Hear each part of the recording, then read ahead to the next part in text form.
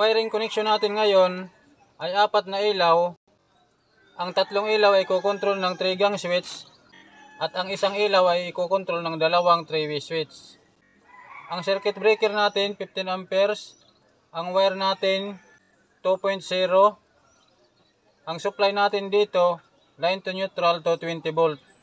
Galing circuit breaker, itong neutral, dito natin i-connect sa neutral ng 3 receptacle. Itong receptacle. Ito, at saka ito. Dito natin yan i-connect sa neutral galing breaker.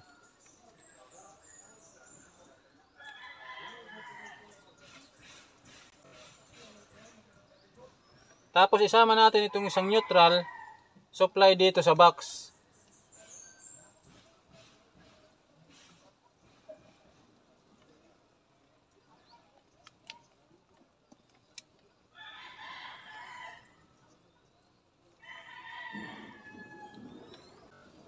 Ang line naman galing breaker, dito natin i-connect sa 3-gang switch.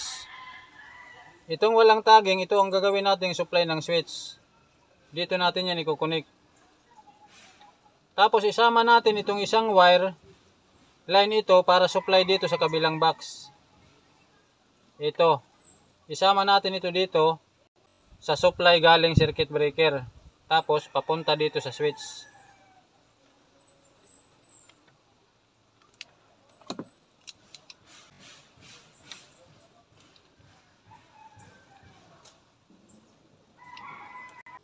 Ang dulo naman nito, dito na natin i-connect sa 3-gang switch. Ito yung 3-gang switch natin, nilagyan ko na ng jumper. Dito natin itong supply i-connect sa may jumper. Dito. Dito natin ito i-connect.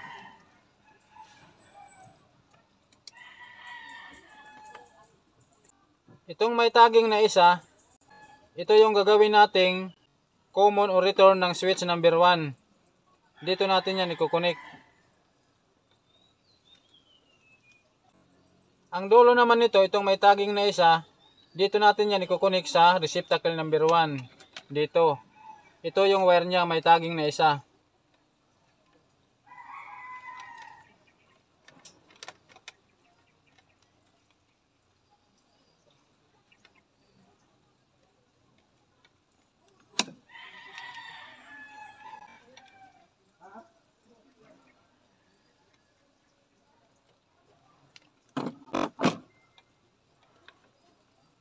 Ito namang may tagging na dalawa, ito naman yung magiging common o return ng switch number 2. Dito natin yan i-connect.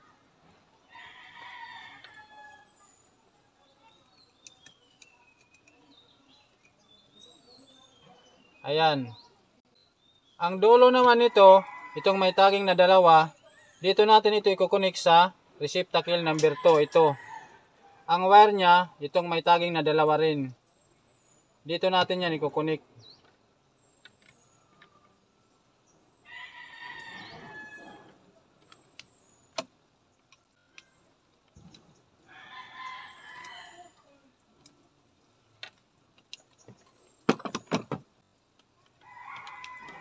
Ito namang may tagging na 3, ito yung magiging return ng switch number 3. Dito yan. Ang dulo naman nito, may tagging na 3, dito na yan i-connect sa receptacle number 3. Ito. Ang wire niya, itong may tagging na 3.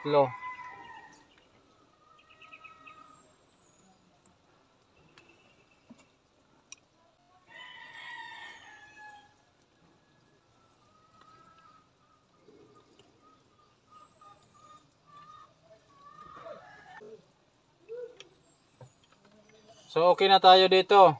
Dito naman tayo sa 3-way switch. Ito na ngayon yung supply natin dito. Itong neutral, galing ito dito sa neutral nakakonect. Ito namang line, dito ito nakakonect sa line galing dito sa circuit breaker. So ito na ngayon ang supply dito. Ang neutral, i-connect natin dito sa neutral sa receptacle. Ayan.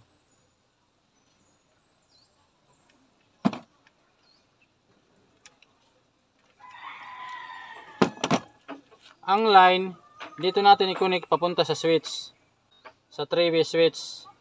Itong walang tagging, ito ang gagawin nating supply ng 3-way switch. Dito yan.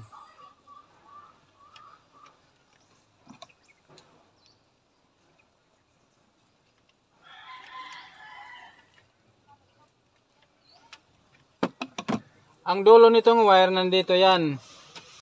Ito yung magiging supply ng 3-way switch. Dito natin ito i-connect sa 3-way switch. Ito yung 3-way switch natin. Dito natin ito i-connect sa may label na 0.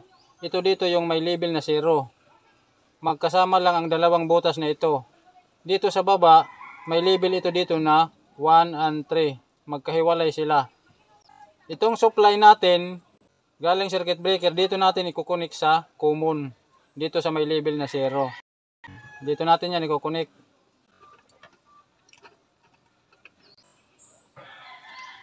Ayan.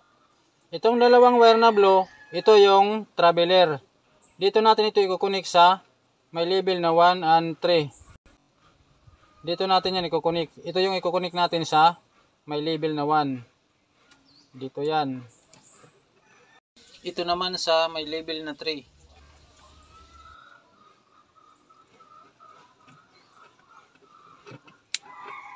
Ito, pwede ito magkabaliktad.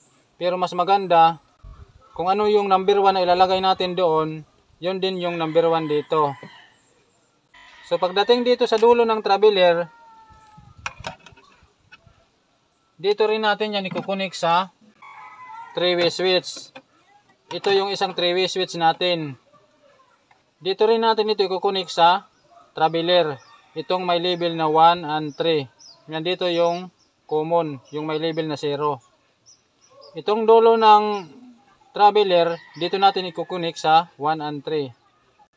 Yung nakakonect dito sa number 1, yun din yung i-connect natin dito sa number 1. Hanapin muna natin yung number 1, ito. So ito yung number 1. Dito natin ito i-connect sa may label na number 1. Yan. Ito naman ngayon yung number 3.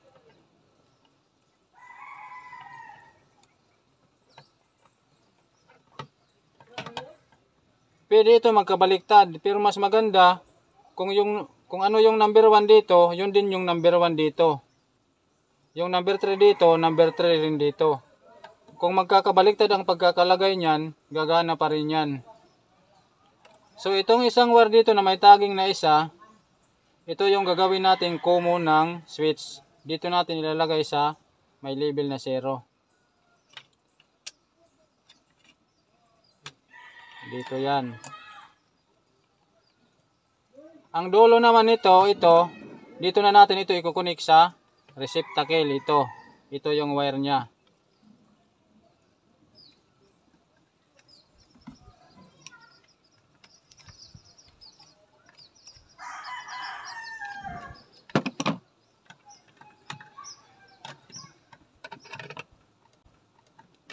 So okay na yung wiring natin. I-demo natin uli para mas lalong maintindihan. Galing circuit breaker, itong neutral, pumasok sa tatlong receptacle. Itong puting wire. Ito. Tapos ang isang neutral nito, dumiretso dito para sa neutral ng receptacle dito sa 3-way switch. Ito yan. Ang line naman galing breaker, pumasok dito sa 3-gang switch. Ang isa dito, galing supply. Ang isa, pumunta dito sa switch. Ito, supply niya dito. Tapos ang isa naman yan, pumunta dito. Supply dito sa switch na 3-way. Pagdating dito, ang common ng switch number 1, diretso yan dito. Ito yung may label na 1. Diretso yan dito sa receptacle number 1. Dito yan nakakonect. Ito namang may label na to, common ng switch number 2, dumiretso yan dito. Itong may label na 2. Dito yan. Receptacle number 2. Ito namang may tagging na 3 sa pangatlong switch. Dito yan sa pangatlong receptacle. Ito yan may tagging na 3. Diretso yan dito sa receptacle number 3. So okay na tayo dito sa 3-gang switch. Pagdating naman dito sa 3-way switch, ito na ngayon yung supply natin, 2. Dito yan nakakonect sa neutral. at sa kasalay na galing dito sa circuit breaker. Ito na ngayon yung supply dito. Yung neutral dumiretso dito sa receptacle. Yung line naman dumiretso dito sa 3-way switch. Ito. Dito yan. Paglabas dito sa traveler, pumasok rin dito sa traveler sa 1 and 3. Tapos paglabas dito sa common niya, pumasok na dito sa receptacle. Ayan, papunta na yan dito.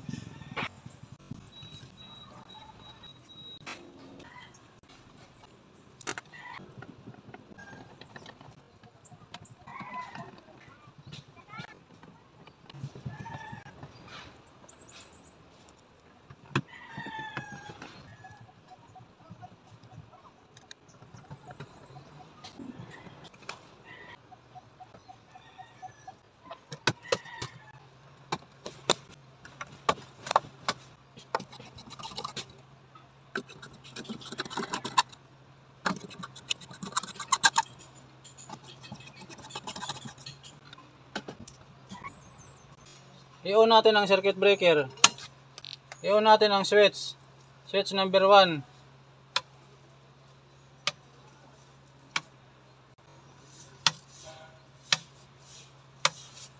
Dito sa 3-way switch.